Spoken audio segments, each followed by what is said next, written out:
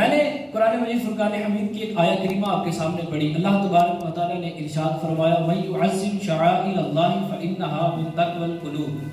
کہ جو اللہ تبارک و تعالیٰ کی شعائر کی، اللہ کی نشانیوں کی تعظیم کرتا ہے، اللہ تبارک و تعالیٰ فرماتا ہے اس تعظیم کرنے کا اسے صلہ کیا ملتا ہے؟ اللہ تبارک و تعالیٰ اسے دلوں کی پاکیزگی عطا فرما دیتا ہے. اور میں نے دل کی اہمیت پہ ایک پورا آپ کے سامنے موضوع رکھا تھا کہ دل کتنی اہم چیز ہے، اس لیے اس کی پاکیزگی بڑی اہم ہے. میں اپنے موضوع کی طرف جانے سے پہلے میں ایک واقعہ آپ کو سناتا ہوں. ایک بڑا خوبصورت واقعہ ہے اور اس موضوع سے ریلیٹڈ ہے اور اسی بات پہ ہے. ایک بادشاہ تھا، اب وہ سلطنت اپنی چلا رہا تھا. ایک وقت آیا کہ وہ بوڑھا ہو گیا. جب وہ بوڑھا ہوا، مرنے کے قریب آیا نا، تو وزیر نے اسے ریکویسٹ کی. اس کے سامنے وہ آیا اور اس نے آ کے کہا کہ بادشاہ سلامت، آپ تو بوڑھے ہو گئے ہیں اور ان قریب آپ مر جائیں گے، دنیا سے چلے جائیں گے، ہر ایک نے جانا ہے تو آپ بھی چلے جائیں گے، لیکن آپ کے بعد کوئی ایسا ہونا چاہیے جو سلطنت کو سنبھال سکے، جو سلطنت کو چلا سکے. اگر آپ چلے جائیں گے اور سلطنت سنبھالنے والا کوئی باصلاحیت شخص نہیں ہوگا تو آپ کے بعد جو سلطنت کا بیڑا غرق ہو جائے گا، یہ تو خاتمہ ہو جائے گا. تو آپ کوئی ایسا بندہ بتائیں کہ جو سلطنت کی حفاظت کر سکتا ہو. بادشاہ نے کہا ظاہر سی بات ہے، میرے بعد میرا بیٹا ہی اس کی حفاظت کرے گا. تو وزیر نے کہا کہ بادشاہ سلامت، وہ تو عیاش پرست ہے، اسے تو تلوار تک چلانا نہیں آتی، تو وہ سلطنت کی حفاظت کیسے کرے گا؟ تو بادشاہ سلامت نے کہا کہ خفیہ طور پہ، یعنی لوگوں سے چھپا کے اسے کہیں لے جاؤ اور وہاں تک اسے تلوار بازی سکھاؤ تاکہ لوگوں کو یہ نہ پتہ چلے کہ شہزادہ اتنا بڑا ہو گیا ہے، اتنی بڑی سلطنت کا یہ شہزادہ ہے، بادشاہ کا بیٹا ہے، اسے تلوار چلانا نہیں آتی. تو لہٰذا کسی ایسی جگہ لے کے جاؤ کہ جہاں لوگ اس کو نہ دیکھیں اور وہاں جا کے اس کو تلوار بازی سکھاؤ. اب وہ وزیر اسے لے گیا، وہاں اس کو تلوار بازی سکھاتا رہا. ایک وقت آیا کہ جب اس کو تھوڑا بہت تلوار چلانا آ گئی تو وزیر نے اس کے ساتھ جب وہ مشق کی، پریکٹس کرنے کے لیے تلوار چلائی تو ہوا کیا کہ وہ بادشاہ سلامت کا جو بیٹا تھا، شہزادہ تھا، تلوار چلاتے چلاتے اس کی تلوار جب اسی کے ناک پہ لگی اور اس کی ناک کٹ گئی. اب جب اس نے دیکھا کہ وزیر نے دیکھا کہ اس کی تو ناک کٹ گئی ہے تو وزیر کی ہنسی نکلی، وہ ہنس پڑا. تو شہزادے نے اس کی بھی ناک کاٹ دی تاکہ یہ میرے برابر ہو جائے، دونوں ایک جیسے ہو جائیں. تو اب وہ بھی ناک کٹا، وہ بھی ناک کٹا. اب وہ دونوں میں ایک دوسرے پہ کون ہنسے؟ وزیر بھی افسردہ ہے، شہزادہ بھی افسردہ ہے. جب سلطنت میں واپس آئے، دیکھا جی سلطنت کے اندر تشریف لے کے آئے تو اب وہ شہزادہ صاحب پہلے تو نقاب ڈال کے پھرتے رہے، وزیر بھی نقاب ڈال کے پھرتا رہا. لیکن ایک وقت آیا کہ جب وہ شہزادہ بادشاہ بن گیا، اب وہ سلطنت میں براجمان ہوا تو لوگوں نے کہا کہ بادشاہ سلامت، ہم کو بڑی دیر ہو گئی ہے کہ ہم نے نہ آپ کا چہرہ دیکھا ہے نہ آپ کے خاص وزیر کا چہرہ دیکھا ہے، تو کیا وجہ ہے؟ پھر بادشاہ سلامت ایک مرتبہ ایسا ہوا کہ وہ نقاب ہٹ گیا، لوگوں سے پردہ وہ ظاہر ہو گیا اور بادشاہ سلامت کو دیکھا گیا کہ اس کا تو ناک ہی نہیں ہے. تو جو سامنے کھڑے تھے وہ سارے ہنس پڑے. اب جو بھی ہنسا اس نے سب کا ناک اتار دیا. اب معاملہ اس طرح ہوتا گیا کہ پورا جو علاقہ تھا نا، بادشاہ کی جو پوری سلطنت تھی، وہ سارے کے ساروں کے ناک انہوں نے کاٹ دیا. پھر یہاں تک وقت آ گیا کہ جو بچہ نیا پیدا ہوتا وہ پیدا ہوتے اس کی ناک کاٹ دیا کرتے تاکہ یہ جب بڑا ہو تو یہ دوسروں کی طرف دیکھ کے ہنسے نہ اور اس کی طرف بھی دیکھ کے دوسرا نہ ہنسے. اور جب کوئی شخص باہر کی آبادی سے آتا، کوئی دوسرے علاقے سے آتا اور انہیں دیکھتا تو وہ ہنستا، بجائے اس پہ ہنسنے کے، یعنی وہ ناک کٹے ہوئے پہ ہنسنے کی بجائے جو ناک والا ہوتا تھا نا، پھر لوگوں نے اس پہ ہنسنا شروع کر دیا. یعنی جس کی ناک لگی ہوتی تھی، جس کی ناک سلامت ہوتی تھی، لوگوں نے اس پہ ہنسنا شروع کر دیا. تو یہ واقعہ لکھنے کے بعد وہ مصنف فرماتے ہیں کہ آج ہماری قوم کا بھی یہی حال ہے.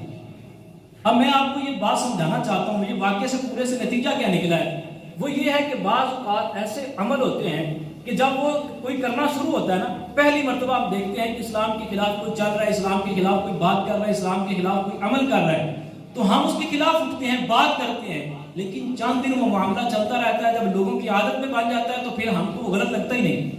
پھر ہم اسے غلط سمجھتے نہیں. اور اس کی بہت بڑی مثال آپ ابھی لے لیں فلسطین والے معاملے میں. فلسطین کے اندر جنگ چلی، جب سٹارٹ ہوئی، پہلے دن تھے، شروع کے دن تھے، تو لوگوں نے بڑا وویلا کیا، دھرنے بھی دیے، ریلیاں بھی نکلی، سارا کچھ ہوا. لوگوں نے فری فلسطین کے نعرے بھی لگائے اور کسی نے جو ہے وہ لبیک اقصی مارچ بھی کیے، سارا کچھ ہوا. لیکن چند دن گزرنے کے بعد کوئی نام بھی نہیں لے رہا، کوئی یاد بھی نہیں کر رہا، سوائے دعا کرنے کے کوئی کچھ نہیں کر رہا. تو یہ چیزیں ہیں کہ جب کوئی چیز عادت کے اندر شامل ہو جاتی ہے. اور پھر دیکھیں اسلام کے خلاف کتنے کام ہو رہے ہیں لیکن عوام چپ ہے. اس کی وجہ کیا ہے؟ کیونکہ ہماری عادت بن چکی ہے کہ لوگوں نے اب اسلام کے خلاف بولنا ہے، ہم نے سننا ہے. تو یہ ایک عادت کے طور پہ بن چکا. اور اللہ تبارک و تعالیٰ فرماتا ہے وَمَن يُعَظِّمْ شَعَائِرَ اللَّهِ فَإِنَّهَا مِن تَقْوَى الْقُلُوبِ. یہ جو اللہ تبارک و تعالیٰ کی نشانیوں کی تعظیم کرتا ہے، جو اللہ تبارک و تعالیٰ کی نشانیوں کی عزت کرتا ہے، ان کی تقریب کرتا ہے، تو اللہ فرماتا ہے اس کے دلوں کو تقویٰ عطا کر دیتا ہوں، ان کے دل تقوی والے ہو جاتے ہیں. اب نشانیاں کیا ہیں یہ بھی تو سمجھنے کی ضرورت ہے نا. پہلے ہمیں پتہ ہونا چاہیے کہ اسلام کی نشانیاں کیا ہے، شاعر اسلام کہتے کسے ہیں۔ اب دیکھیں شاعر اسلام کس چیز کو کہتے ہیں۔ شاعر اسلام کی وہ نشانیاں ہیں کہ جن کو اللہ تبارک و تعالیٰ نے عزت والی اور تکریم والی بنایا ہے۔ مثال کے طور پہ آپ دیکھ لیں، نماز ہے، روزہ ہے، حج ہے، زکوٰۃ ہے، یہ ساری شاعر اسلام ہیں، اسلام کی نشانیاں ہیں۔ ہر مذہب کے اندر کچھ نہ کچھ ایسی چیزیں ہوتی ہیں جو مذہب کو دوسروں سے علیحدہ کرتی ہیں، جس سے پتہ چلتا ہے کہ یہ فلاں مذہب ہے، یہ فلاں مذہب ہے، یہ فلاں مذہب ہے۔ اب جو میں بات سمجھانا چاہ رہا ہوں آپ اس کی طرف آئیں کہ دیکھیں اللہ تبارک و تعالیٰ نے فرمایا کہ جو اسلام کی، جو اللہ تبارک و تعالیٰ کی نشانیوں کی عزت کرتا ہے، اب نشانیاں ہیں کیا؟ وہ نماز ہے، وہ روزے کی صورت میں ہے، وہ کلمے کی صورت میں ہے، وہ جو ہے وہ زکوٰۃ کی صورت میں ہے، وہ حج کی صورت میں ہے۔ اگر مہینوں کے لحاظ سے دیکھا جائے تو وہ رمضان کی صورت میں ہے، وہ محرم الحرام کی صورت میں ہے، وہ رجب المرجب کی صورت میں ہے، وہ ذوالحج اور شوال کی صورت میں ہے کہ ان کے اندر اللہ تبارک و تعالیٰ نے خاص عبادات کا اہتمام کیا، خاص ان کو شان عطا فرمائی، حرمت والے مہینے قرار دیا۔ تو یہ ساری چیزیں مہینوں کے اعتبار سے، شخصیات کے اعتبار سے دیکھیں تو اللہ کے انبیاء ہیں، اللہ کے اولیاء ہیں، اللہ کے فرشتے ہیں، ملائکہ ہیں، اور اللہ تبارک و تعالیٰ کے محبوب بندے ہیں۔ یہ اللہ تبارک و تعالیٰ کی نشانیاں ہیں، شاعر اسلام ہیں۔ پھر اس کے بعد اگر مقامات کے لحاظ سے دیکھیں تو خانہ کعبہ ہے، مینا مزدلفہ ہے، اور پھر سب سے بڑھ کے جو عزت والی مقام ہے اور عزت والی جگہ ہے وہ رسول کریم علیہ السلام کی قبر انور ہے۔ حضور صلی اللہ علیہ وسلم کا مزار اقدس ہے کہ جو کائنات میں سب سے افضل جگہ ہے، اور لوگوں نے اس کے خلاف بھی پروپیگنڈے کیے، اس کے خلاف باتیں کی۔ تو پھر دکھ اس بات کا ہوتا ہے کہ جب ٹی وی چینلز پہ بیٹھ کے اور سوشل میڈیا پہ بیٹھ کے لوگ اس طرح کی باتیں کرتے ہیں اور وہ اسلام کے خلاف بولتے ہیں، شاعر اسلام کے خلاف بولتے ہیں، اسلام کی چیزوں کا مذاق اڑاتے ہیں، اور جب ان سے پوچھا جائے کہ آپ ہیں کون، کس مذہب سے تعلق رکھتے ہیں، تو کہا جاتا ہے کہ ہم مسلم ہیں، ہم بھی مسلمان ہیں۔ میں نے کہا آپ بتائیں تو صحیح بھی آپ کس چیز کے مسلمان ہیں کہ جب اللہ فرماتا ہے کہ شاعر اسلام کی عزت کرو اور تم ان کو مانتے نہیں، تم ان کی تعظیم نہیں کرتے، تم ان کی توہین کرتے ہو، تو پھر اس کے باوجود تم کہو کہ ہم مسلمان ہیں۔ تو یہ کیسا اسلام ہے، یہ کیسی مسلمانیت ہے کہ تم اپنے آپ کو مسلمان بھی کہتے ہو اور اسلام کی نشانیوں کا بھی مذاق اڑاتے ہو؟ اور یہ آج کے دور کا سب سے بڑا جو ہے نا، اگر دیکھا جائے نا تو یہ فتنوں کے اندر ایک فتنہ ہے، جو بڑے بڑے فتنے اٹھے ہوئے نا ان کے اندر ایک یہ فتنہ ہے۔ اور وہ کس طرح ہے؟ اب دیکھیے اس دور کے اندر یہ بھی تماشا ہوتا ہے، لوگ یہ بھی کہتے ہیں کہ نماز تو بس دل کی ہوتی ہے، ظاہر میں آپ 5 وقت نماز پڑھتے رہیں کوئی فائدہ نہیں ہوگا اگر آپ کا دل نماز نہیں پڑھیں گے۔ بھائی ٹھیک ہے، دل کے ساتھ نماز کا تعلق ہے، جب بندہ نماز پڑھے تو دل کے اندر خوشبو خضو ہونا ضروری ہے، لیکن کیا یہ بھی ضروری ہے کہ دل کے اندر صرف پڑھ لی جائے اور اعضائے بدن کے ساتھ نہ پڑھی جائے؟ کیا اس کا انکار کوئی کر سکتا ہے؟ اور میں یہاں ایک جو ہے نا ایک پتے کی بات، علم کی بات آپ کے سامنے رکھوں کہ دیکھیں بندہ پوری عمر نمازیں پڑھتا رہے، روزے رکھتا رہے، زکاتیں ادا کرتا رہے، حج کرتا رہے، اسلام کی جتنے کام ہیں سارے کرے، لیکن کسی ایک امر کی توہین کر دے، کسی ایک شاعر اسلام کی توہین کر دے، کسی ایک ضروریات دین میں سے کسی ضرورت دینی کا انکار یا اس کی توہین کر دے تو بندہ کافر ہو جائے گا، چاہے وہ جتنا مرضی نیک ہو۔ اور ایک بندہ جس نے کبھی نہ نماز پڑھی ہے، نہ کبھی روزہ رکھا ہے، نہ کبھی زکات دی، نہ حج کیا، بلکہ مسجد کا کبھی منہ نہیں دیکھا، نیکی کی طرف کبھی گیا نہیں، پوری زندگی گناہوں کے اندر گزری، لیکن جب اسے بتایا جاتا ہے کہ یہ چیزیں اسلام کی ہیں، یہ چیزیں اسلام میں ہیں، یہ ضروریات دین ہیں، اور وہ بندہ سر جھکا دے اور تسلیم کر لے، تو میں کہتا ہوں کہ جس نے پوری عمر جو ہے وہ نمازیں پڑھی، عبادات کی، سارا کچھ کیا، اور مرتے دم تک وہ سارا کچھ عبادتیں کرتا رہا، عمل کرتا رہا، لیکن کسی ایک ضرورت دینی کا اس نے توہین کیا، انکار کیا، یہ شخص اس شخص سے برا ہے کہ جس شخص سے پوری عمر کچھ بھی نہیں کیا لیکن ایمان اس کا عقیدہ درست تھا، کیونکہ وہ اپنے عقیدے کی وجہ سے رہا مسلمان، رہا ایمان والا، لیکن یہ پوری عمر عمل تو کرتا رہا، زکات بھی دیتا رہا، نمازیں بھی پڑھتا رہا، روزے بھی رکھتا رہا، لیکن توہین کی وجہ سے، بے ادبی کی وجہ سے، انکار کی وجہ سے یہ شخص اسلام سے خارج ہو گیا۔ اب یہ چاہے پوری عمر گوٹے کی طرح رگڑتا رہے، اس کو کوئی فائدہ حاصل نہیں ہوگا، اور دوسری طرف جس کا ایمان درست ہے اس کی ایک ایک جو ہے وہ بات بھی قابل قبول ہوگی۔ وہ اگر اللہ کا ذکر ایک مرتبہ رب کا نام بھی لیتا ہے تو رب اسے قبول فرما لیتا ہے۔ تو یہ چیزیں ہیں، ایمان اور عقیدے میں بڑا فرق ہے، عقیدہ جو ہے وہ بڑی اہم چیز ہے اور اسلام کے اندر یہ بڑا اہم ایک مرتبہ رکھتا ہے، اور اسی لیے ہمیں یہ حکم دیا گیا کہ شاعر اسلام کی تعظیم کرنی ہے۔ اور شاعر اسلام کیا ہے؟ آج کل اس دور میں نے یہ بات کہی کیوں، یہ مقصد موضوع رکھنے کا مقصد کیا تھا وہ بھی سمجھنے کی کوشش کریں کہ اس وقت اس دور کے اندر لوگوں نے سب سے بڑا جو اٹیک کیا ہے وہ یہ ہے، اور امت میں سب سے بڑی جو بات کی ہے وہ یہ کی ہے کہ مدارس دینیہ جو ہیں یہ اسلام کو نقصان پہنچا رہے ہیں، یہ اسلام کو سختی کے ساتھ ہمارے سامنے پیش کر رہے ہیں، اسلام کو کوئی اور رخ ہمارے سامنے رکھ رہے ہیں، اسلام کو صحیح ہمیں سمجھا نہیں رہے، اور اسلام کی طرف ہمیں صحیح طریقے سے لا نہیں رہے، اور اسلام کو صحیح طریقے سے جو لانا چاہیے وہ کس طرح کا لانا چاہ رہے ہیں کہ بندہ داڑھی رکھے نہ رکھے کوئی مسئلہ نہیں، نماز پڑھے نہ پڑھے کوئی مسئلہ نہیں، اللہ کے اولیاء کو گالیاں دے یا جو مرضی کرتا رہے کوئی مسئلہ نہیں۔ یہاں تک کہ لوگوں نے یہ بھی کہا کہ آپ کافر کو بھی کافر نہیں کہہ سکتے، کیا پتا اللہ تبارک و تعالیٰ اسے ایمان کی دولت دے دے۔ تو یہاں ایک سوال چھوٹا سا میں بھی کر دیتا ہوں، پھر مسلمان کو مسلمان بھی نہیں کہنا چاہیے۔ کئی ایمان والوں کے واقعات ہم نے پڑھے ہیں بھائی، آپ کی نظروں کے سامنے نہیں گزرے، آپ نے نہیں سنے کہ کئی پوری عمر ایمان والے رہے لیکن مرتے وقت اللہ تبارک و تعالیٰ نے ایمان سلب کر لیا، کافر ہو کے مرے، تو پھر تو مسلمان کو مسلمان نہیں کہنا چاہیے، پھر اس کو بھی مطلب کہ چپ رہنا چاہیے، بس ٹھیک ہے مسلمان ہے کافر ہمیں پتہ ہی نہیں۔ تو یہ ساری چیزیں ہیں کہ جو بندے کو شک کے اندر ڈال دیتی ہیں، اور یہ شاعر اسلام میں سے ہے کہ اسلام کی عزت کی جائے، اسلام کی تقریب کی جائے، اسلام کو سمجھا جائے اور دین اسلام کی عزت کی جائے۔ اور یہ سب سے بڑا اٹیک کیا گیا مسلمانوں پر کہ مدارس دینیہ کو،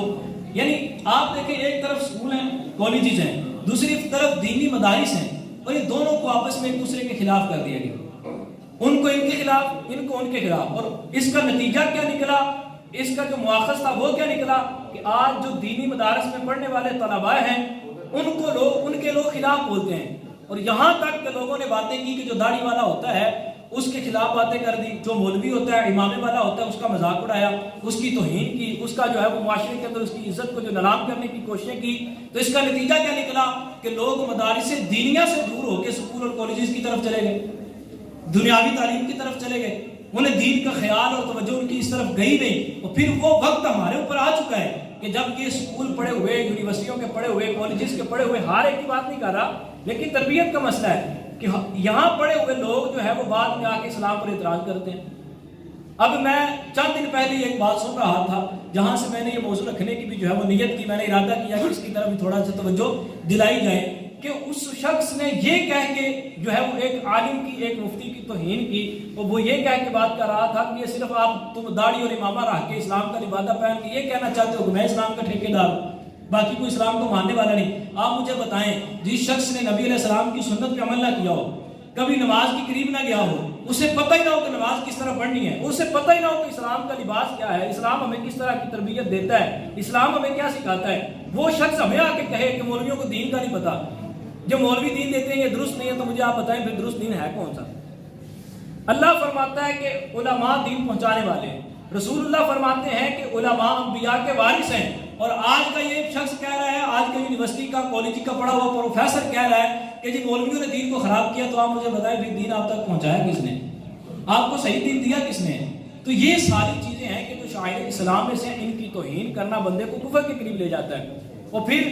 آج کے دور کے اندر فرشتوں کے خلاف لوگ باتیں کرتے ہیں، فرشتوں کا مذاق اڑاتے ہیں، جنت دوزخ کا مذاق اڑاتے ہیں، اور اس کو نام دے دیتے ہیں انٹرٹینمنٹ کا کہ یہ تو وقت پاس کے لیے ہے، یہ تو صرف ایک خوشی کے لیے ہے، یہ تو صرف ایک طبیعت کے اندر تازہ دم لانے کے لیے۔ آپ مجھے بتائیں کیا اسلام کی توہین کر کے آپ کے ذہن کے اندر تازہ دم آتا ہے؟ کیا آپ کا دل اسلام کی توہین کر کے خوش ہوتا ہے؟ کیا آپ کا دل شاعر اسلام اور اللہ تبارک و تعالیٰ کی نشانیوں کی توہین اور ان کا مذاق کر کے دل خوش ہوتا ہے؟ کیا آپ کو کوئی اور موضوع سخن نہیں ملتا، کوئی اور بات کرنے کو نہیں ملتی؟ جب آپ کو پتہ ہی نہیں کہ اسلام چیز کیا ہے، اسلام کے اندر ضروریات دین کیا ہے، اسلام کی جو ہے وہ ضروری چیزیں کیا ہیں، جب آپ کو ان چیزوں کا علم نہیں ہے تو پھر آپ ان پہ بات کیوں کرتے ہیں؟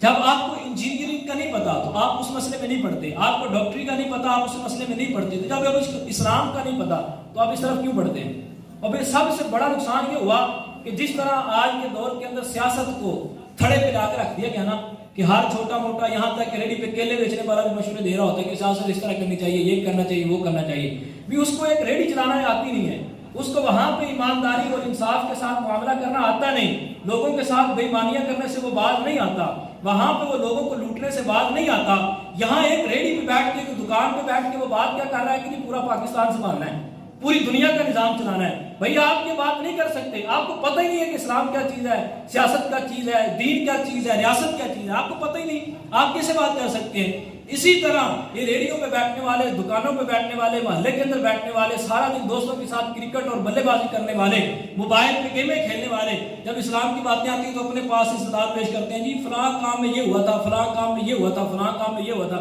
پھر تجھے پتہ ہے نہیں دین کی چیز کیا ہے، دین اسلام کو تو نے پڑھا نہیں، دین اسلام کو سمجھا نہیں، اور تو سارا دن گیمیں کھیلتا رہا، سارا دن دکانوں پہ بیٹھتا رہا، سارا دن گپ شپ لگاتا رہا، بری اچھی کی تمیز کیے بغیر تو اپنی زندگی گزارتا رہا، اور جب تجھ سے اسلام کے بارے میں پوچھا گیا تو اپنے استدلال پیش کر رہا ہے، کبھی فرشتوں کا مذاق اڑا رہا ہے، کبھی جنت دوزخ کا مذاق اڑا رہا ہے، کبھی انبیاء کے بارے میں توہین آمیز جملے بول رہا ہے، تو کبھی اولیاء کے بارے میں جو ہے وہ توہین آمیز جملے، یہاں تک کہ لوگ امامے اور داڑھی کو باتیں کرتے ہیں۔ اور یہاں ایک بات سمجھ لیجئے کہ جو بھی نبی علیہ السلام کی کسی سنت کی توہین کرے، یہاں تک کہ یہ دیکھیں ایک وقت آیا تھا، ایک دور یہ بھی آیا تھا، اب تو یہ تھا الحمدللہ میرے پیر صاحب کی برکت سے اور ہمارے اہل سنت کے علماء کی برکت سے یہ ہوا کہ لوگوں نے امامے کو باتیں کرنا چھوڑ دی۔ میں نے اپنے حفظ کے دوران یہ بات لوگوں سے سنی تھی اور کتابوں کے اندر یہ چیز پڑھی بھی ہوئی ہے، لکھی بھی ہوئی ہے۔ ایک دور ایسا بھی آیا تھا کہ جو شخص امامہ باندھتا تھا نا اور اس کا یہ شملہ نظر آتا تھا تو لوگ اس کو باتیں کرتے تھے، اس کی توہین کرتے تھے، اور آپ کے سمجھ لیجئے کہ یہ سنت ہے اور سنت کی توہین کفر ہے، بندے کو اسلام سے خارج کر دیتی ہے۔ اسی طرح لوگوں نے داڑھیوں کا مذاق اڑایا، داڑھیوں کے بارے میں لوگوں نے باتیں کی، جس طرح میں نے پہلے وہ مثال دی کہ ناک کٹ گیا، اب جو شخص ناک والا آتا تھا لوگ اس پہ ہنستے تھے۔ یہی ہمارے معاشرے کا حال ہے کہ آج تو داڑھی منڈا ہے، پینٹ شرٹ پہننے والا ہے، اور انگریزوں والا پورا طریقہ اس نے اپنایا ہوا، مسلمانوں والی کوئی اس کے اندر حرکت نہیں ہے، لوگ اس کو کوئی بات نہیں کریں گے،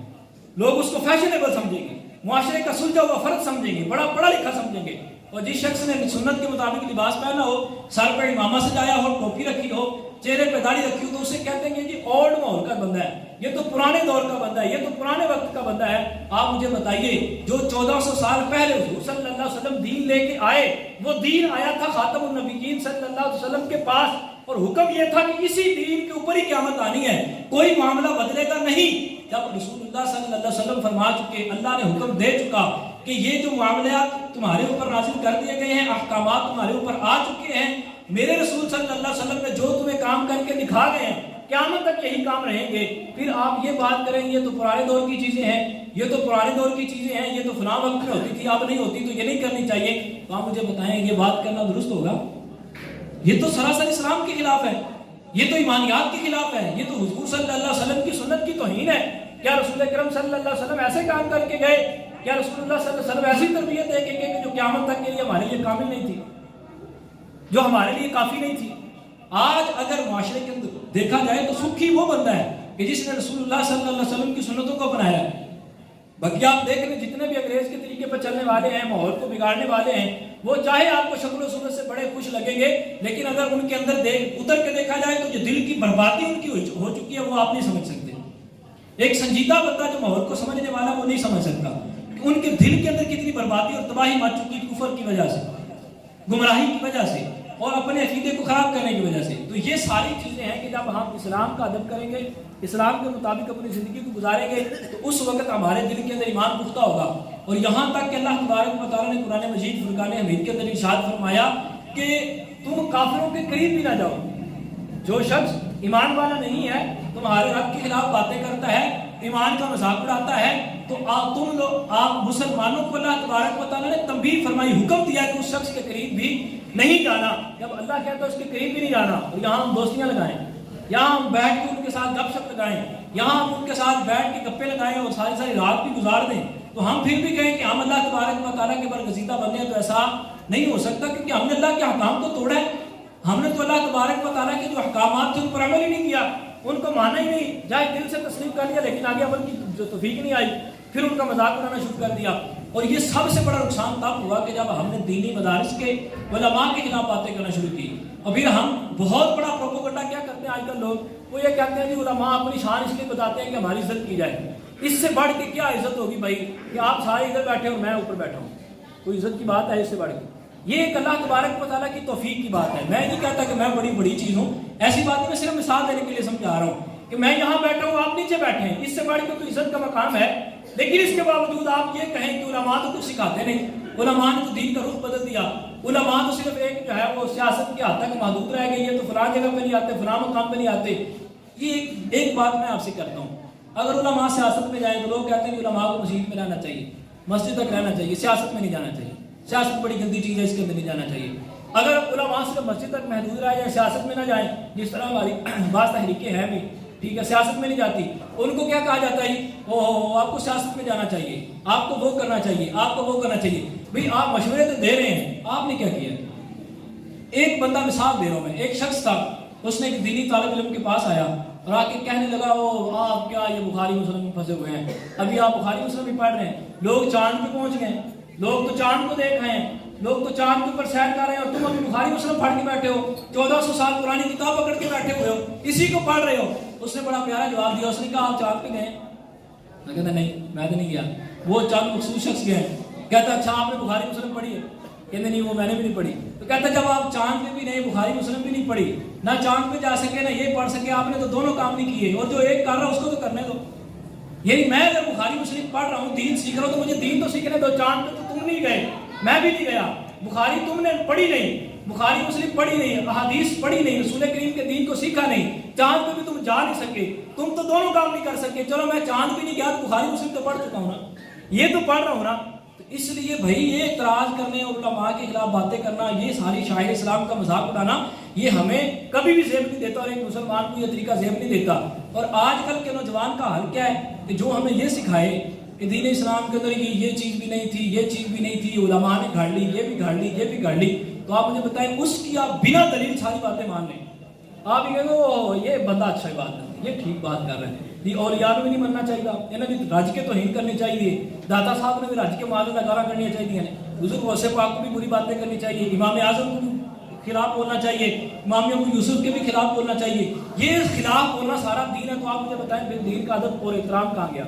وَمَن يُعَظِّمْ شَعَائِرَ اللَّهِ کی اللہ تبارک و تعالیٰ نے تعظیم کا لفظ بولا تھا، وہ کہاں گیا؟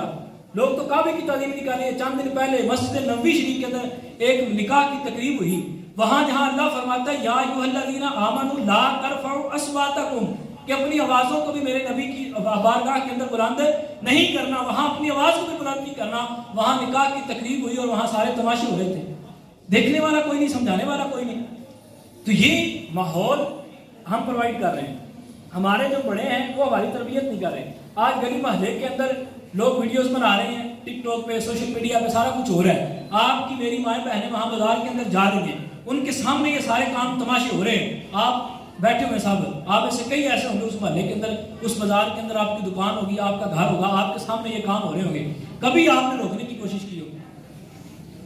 آپ صرف یہ کہتے ہیں میں نے اپنی قبر میں جانا ہے، اس نے اپنی قبر میں جانا ہے۔ یہ تو یہودیوں کے ان لوگوں نے کہا تھا کہ اللہ تبارک و تعالیٰ نے جب ان پہ مچھلی کا شکار حرام کیا ہفتے کے دن، تو انہوں نے کہا ہم تو شکار نہ کرتے، جو کرتے ہیں اللہ ان سے پوچھے گا، ہم کیوں کسی کو بات کریں، وہ ٹھیک ہے اپنی قبر میں جانا، ہم نے اپنی قبر میں جانا ہے۔ تو اللہ نے جب فرشتوں کو عذاب کا حکم دیا نا، تو یہ فرمایا تھا سب سے پہلے انہوں نے پکڑنا ہے،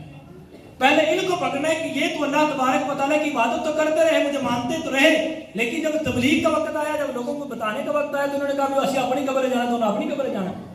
یہ کیسا دین اور کیسا اسلام ہے؟ یہ کیسی چیز ہے کہ ہم ہمارے سامنے ہماری اولاد خراب ہو رہی ہو، ہمارے بہن بھائی خراب ہو رہے ہوں، ہمارے جو ہے وہ قریبی رشتہ دار خراب ہو رہے ہوں، دین اسلام کے خلاف کام کر رہے ہوں، تو ہم روک بھی سکتے ہو، اس کے باوجود آپ نہ روکیں تو پھر آپ مجھے بتائیں۔ اور یہ یہاں ایک بات یاد رکھیں، بچے پیدا کرنا، ان کو بڑے کر دینا، جوان کرنا، یہ کوئی بڑی بات نہیں ہے، یہ کام تو جانور بھی کرتے ہیں۔ آپ نے دیکھا نہیں جانور اپنے بچوں کو پالتے ہیں کہ نہیں پالتے؟ آپ سے شاید زیادہ محنت کر کے، انسانوں سے زیادہ محنت کر کے وہ بچوں کو پالتے ہیں۔ انسان کے اندر تو اللہ تبارک و تعالیٰ نے شعور رکھا ہے، قوت دی ہے، سارا کچھ کر سکتے ہیں، وہ تو جانور ہے، بے زبان ہے، انہیں ڈھونڈنا پڑتا ہے، تلاش کرنا پڑتا ہے، یہ ساری چیزیں ان کے لیے مشکل ہیں، لیکن اس کے باوجود وہ بچے کو پالتے بھی ہیں، جوان بھی کرتے ہیں۔ آپ تھوڑی ہسٹری جانوروں کی پڑھ کے دیکھیں تو آپ سے زیادہ مشکل لمحات سے گزرتے ہیں، لیکن اس کے باوجود بھی اپنے بچوں کو پال لیتے ہیں۔ اگر آپ نے بھی صرف جانوروں کی طرح بچوں کو صرف پالا، صرف بڑا کیا، پیدا کرنے کے بعد ان کو جوان کر دیا اور آپ نے کہا مقصد حاصل ہو گیا ہے، تو پھر آپ میں اور جانوروں میں، ہمارے انسانوں کے اندر اور جانوروں کے اندر کوئی فرق باقی رہا؟ کوئی فرق نہیں ہے۔ فرق یہ ہے کہ آپ ان کو اچھی تربیت دے کے جائیں، آپ کے سامنے وہ غلط کام کر رہے ہیں، آپ انہیں روکیں، آپ انہیں ڈانٹیں۔ یہ رمضان مبارک کا مہینہ، اس کے اندر کیا تماشے نہیں ہو رہے؟ ایک وہ وقت تھا، میں نے اپنی نظروں سے دیکھا تھا، میری کوئی اتنی زیادہ 40-50 سال کی عمر ہے نہیں کہ بڑے پرانے دور کا بابا میں، ایسی بات تو نہیں ہے نا، یہ 22-23 سال پہلے کی بات ہے۔ میں نے اپنی آنکھوں سے یہ چیز دیکھی ہوئی کہ رمضان کا مہینہ آتا تھا، لوگ باہر گاڑوں کی آواز نہیں کبھی آیا کرتی تھی، لوگ کبھی گالی نہیں دیا کرتے تھے، لوگ یہ کہہ کے لڑائی چھوڑ دیا کرتے تھے کہ رمضان کا مہینہ ہے، کیا آپ یہ ادب باقی رہا ہے؟ ساری رات تراویحیں پڑھنے کے بعد، جب بعض اوقات ایسا ہوتا ہے لوگ تراویحیں میں نہیں پڑھتے، ادھر مسجد میں تراویحیں اور یہ گھر میں فلم چل رہی ہوتی ہے۔ یہ تماشے رمضان کے اندر نہیں ہو رہے، یہ اللہ کی شاعر کا مذاق نہیں اڑایا جا رہا، یہ اللہ کی نشانی جو رمضان مبارک کی صورت میں ہم تک پہنچائے گی، اس کا مذاق نہیں اڑایا جا رہا۔ کیا اللہ تبارک و تعالیٰ نے جو روزے ہم پر فرض کیے ان کا مذاق نہیں اڑایا جا رہا؟ کیا یہ اللہ تبارک و تعالیٰ کے ساتھ اعلان جنگ نہیں کہ رمضان کے مہینے کے اندر اللہ تبارک و تعالیٰ ہر رات عرش جو ہے وہ عرش وہ اللہ پر آتا ہے، اللہ تبارک و تعالیٰ پہلے آسمان پہ آتا ہے اور ندا کرتا ہے کہ ہے کوئی بخشش مانگنے والا میں اس کو بخش دوں، ہے کوئی دعا کرنے والا میں اس کی دعا کو قبول کروں. اوپر رب یہ ندا دے رہا ہے اور نیچے یہ اعلان جنگ کر کے اللہ تبارک و تعالیٰ کی نافرمانیاں کر رہا ہے. نیچے یہ ساری رات گناہوں کے اندر گزار رہا ہے، یہاں تک کہ عشاء کی نماز فرض تھی اس نے چھوڑ دی. جب سحری کا وقت آیا، فجر کی نماز کا وقت آیا، یہ سو گیا. کیا اس نے رمضان کا ادب کیا؟ کیا اس نے مسلمانوں والا طریقہ اپنایا؟ اپنی ماں بہن بیٹی کے سامنے بیٹھ کے وقت گزارنے کے لیے یہ ٹاک شو سنتا رہا. یہ رمضان کے اندر وہ سارا سال وہ فحاشی، وہ ریانی کے اڈے چلانے والی عورتیں، وہ لونڈیاں جو سارا سال ٹی وی پہ ڈرامے کرتی اور بغیرتی کرتی ہیں، ان کے جب پروگرام ہوتے ہیں تو یہ سامنے بیٹھ کر ان کے پروگرام سن رہا ہوتا ہے، ان سے دین سیکھ رہا ہوتا ہے. جنہوں نے پورے 11 مہینے دین پہ عمل نہیں کیا، رمضان کے اندر بھی دین پہ بھی نہیں چل رہی، پورا مہینہ فحاشی اور پورا سال ریانی کی، ان کے پروگرام سن کے یہ کہہ رہے ہیں میں ان سے دین سیکھ رہا ہوں. مجھے بتائیں یہ کون سے دین پہ آپ چل رہے ہیں؟ یہ کون سے رمضان کا آپ ادب کر رہے ہیں؟ کون سے شاعر اللہ اور اللہ کی نشانیوں کا آپ ادب اور احترام کر رہے ہیں؟ یہ سب سے بڑا نقصان امت کا یہ ہوا ہے کہ ان چیزوں کی طرف توجہ نہیں دلائی جاتی، بتایا ہی نہیں جاتا کہ اللہ تبارک و تعالیٰ نے چیزیں حرام کی ہیں، ان پر توجہ ہماری جانی چاہیے، ان کو دیکھنا چاہیے. تو یہ رمضان المبارک کا ایک مقصد تھا کہ ہم عبادت کی طرف آئیں، ہم اللہ تبارک و تعالیٰ کے دین کو سمجھنے کی کوشش کریں. تو جس طرح میں نے مثال دی، اپنی عادت کے اندر کوئی بھی برا فعل نہ آنے دیں. مثال کے طور پہ آپ کے سامنے کوئی غلط کام ہوا ہے، آپ اس کو منع کرنے کی کوشش کریں. آپ نہیں روک سکتے تو اسے برا جانے ضرور. یہ نہ ہو کہ چاند دن گزرے اور آپ پھر اس کام کے اندر خود بھی مبتلا ہو جائیں کہ ٹھیک ہے وہ بھی کرتا تو میں بھی کرتا. ٹھیک ہے، اس طرح یہ چیزیں ہمارے اندر ہرگز نہیں آنی چاہیے. اللہ تبارک و تعالی ہمیں اپنی نشانیوں کی تعظیم کرنے کی توفیق عطا فرمائے. وآخر دعوانا الحمدللہ رب العالمین.